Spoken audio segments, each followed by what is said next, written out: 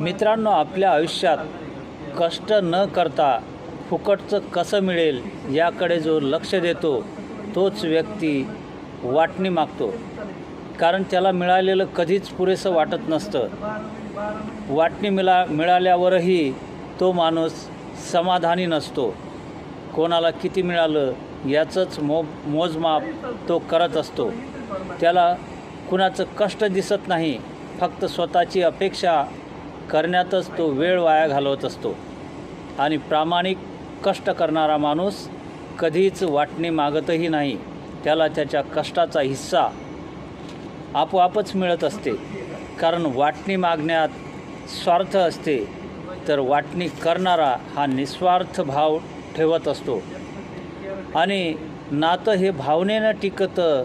वाटणीमुळे नात्यामध्ये दुरावा निर्माण होतो. म्हणून आयुष्यात वाटणी मागणारे नाही, तर वाटणी करणारे बना.